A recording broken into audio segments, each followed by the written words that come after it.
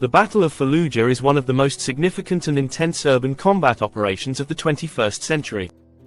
It marked a turning point in the Iraq War, showcasing the complexity of fighting in densely populated urban areas and highlighting the difficulties that come with counter-insurgency operations.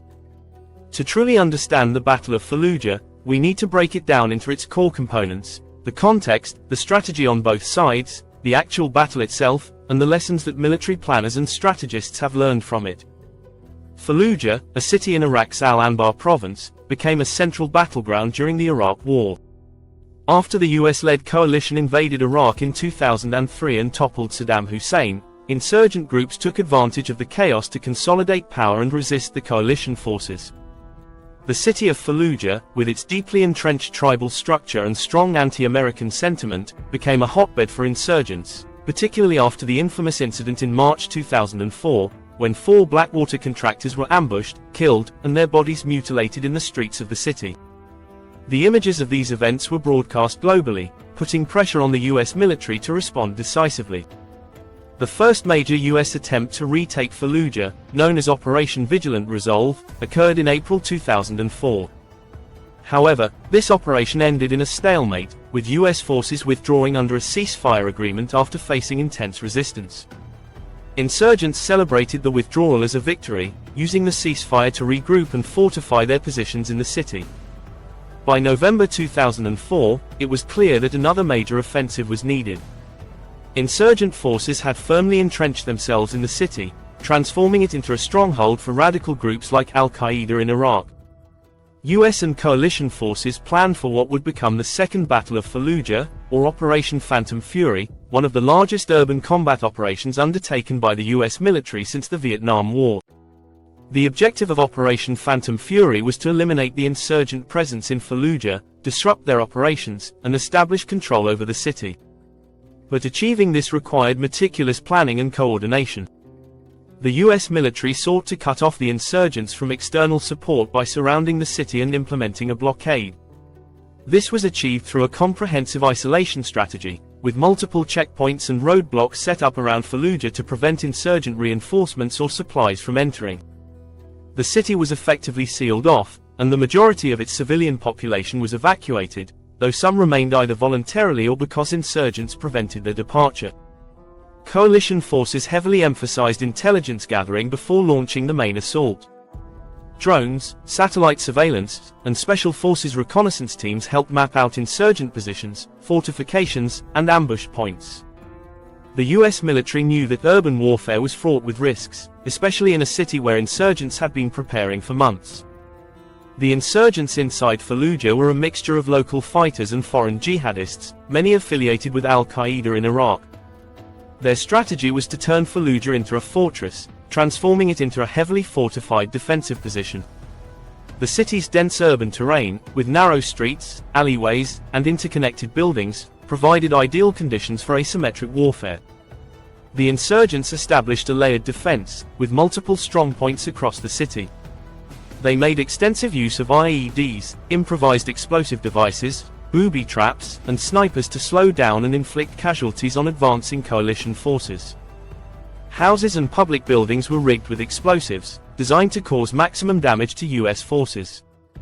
The insurgents knew they could not match US forces in terms of firepower, so their strategy focused on inflicting casualties, dragging out the battle, and turning it into a costly, protracted fight. Their defense also relied on exploiting the civilian population, making it difficult for coalition forces to distinguish between combatants and non-combatants. This strategy of blending in with the civilian populace complicated the battle, as the US military had to balance the need to defeat the insurgents with minimizing civilian casualties. On November 7, 2004, the operation began. Around 12,000 coalition troops, consisting primarily of US Marines, US Army soldiers, and some Iraqi security forces, were involved in the assault. The attack was preceded by an intense aerial and artillery bombardment, designed to weaken the insurgent defenses. The ground assault started with US forces advancing from the north of the city.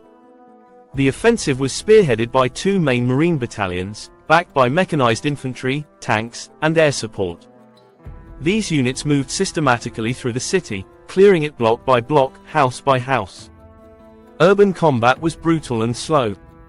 Insurgents had fortified buildings, placed IEDs in doorways, and snipers hid in upper-story windows and rooftops. Coalition forces employed a variety of tactics to overcome these defenses, including breaching buildings with explosive charges, using armored vehicles for cover, and calling in precision airstrikes to eliminate insurgent positions. One of the key tactical challenges was the extensive use of tunnel systems and interconnected buildings by the insurgents. They could move unseen from one building to another, ambush coalition forces, and then disappear before US troops could respond. To counter this, coalition forces utilized thermobaric weapons, which created overpressure and heat, neutralizing insurgents hiding in confined spaces like bunkers or tunnels. Despite these tactics, US forces faced significant casualties, particularly from snipers, booby traps, and close-quarter engagements. The fighting lasted for several weeks, as insurgents used the city's narrow streets and alleys to mount stiff resistance. The most intense combat took place in Jolan and Askari districts, which were heavily fortified by the insurgents. The Battle of Fallujah provided key insights into the challenges of urban warfare. First, the complexity of maneuvering forces in an urban environment became glaringly apparent. Streets, buildings, and alleys all became battlegrounds, and even the most advanced military technologies were challenged by the tight, cluttered spaces. Second, the need for clear rules of engagement and coordination with air support was essential. Precision airstrikes were used extensively in Fallujah, but coordinating these in a dense urban environment required exceptional communication and planning. Every building and street corner was potentially booby-trapped or housing insurgents, meaning that close coordination between ground and air units was crucial to minimizing friendly fire and ensuring that targets were properly identified. Additionally, the coalition faced the constant dilemma of balancing the need for aggressive tactics with the imperative to minimize civilian casualties. Fallujah, while mostly evacuated, still had pockets of civilians. The insurgents' tactics of hiding among the populace further blurred the lines, complicating the coalition's ability to distinguish between friend and foe. Finally, logistics became a crucial factor. Supplying and reinforcing troops in the middle of an intense urban battle was difficult. Streets needed to be cleared, supply routes had to be protected, and communication lines maintained, all while under constant threat of ambush or IED attack. Engineers had to rebuild and repair key infrastructure, like bridges and roads, just to keep supplies moving. After nearly a month of fighting, Fallujah was finally declared under coalition control on December 23, 2004. The battle was a significant tactical victory for the US military, as they succeeded in retaking the city and eliminating a large number of insurgents, including key leaders. However, this victory came at a high cost. US forces suffered around 95 killed and over 500 wounded during the battle. Insurgent casualties were estimated in the thousands, but exact numbers remain unclear due to the chaotic nature of the fighting. Civilians who remained in Fallujah suffered greatly, with significant damage to infrastructure and homes. The battle also had broader implications for the Iraq War. While the insurgency was temporarily weakened in Fallujah, it quickly adapted. Many insurgent leaders fled the city before the battle began, and the insurgent movement spread to other areas of Iraq, particularly in Al-Anbar province and Baghdad. Thus, while Fallujah was a tactical success for the US military, it did not bring about a decisive shift in the overall course of the Iraq War. The Battle of Fallujah provided critical lessons for modern military forces, especially in the context of urban warfare and counterinsurgency operations. One of the key takeaways was the importance of intelligence and preparation.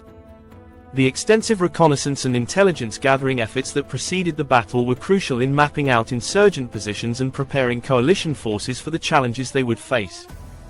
The battle also highlighted the importance of small unit leadership and flexibility. In urban combat, where situations change rapidly and close-quarter engagements are the norm, individual squad and platoon leaders play a critical role in making tactical decisions. Flexibility and the ability to adapt to evolving battlefield conditions were essential for success. Another lesson was the importance of precision in urban warfare. The use of precision-guided munitions, close air support, and careful coordination between ground and air units minimized civilian casualties and collateral damage while maximizing the effectiveness of coalition firepower. However, Fallujah also underscored the limits of military force in achieving long-term political goals. While the city was retaken, the insurgency was not defeated. Insurgencies, by their nature, are resilient, often operating in decentralized and fluid structures that make them difficult to eliminate through conventional military means. The insurgency in Iraq would continue for years after Fallujah, ultimately evolving into new threats, such as ISIS. The Battle of Fallujah stands as a pivotal moment in the Iraq War and a case study in the challenges of urban warfare. It was a tactical success for the US military, but one that came with significant costs, both in terms of human lives and long-term strategic outcomes. The battle demonstrated the complexity of modern counter-insurgency operations, particularly in densely populated urban environments, where insurgents could exploit the terrain and the civilian population to their advantage.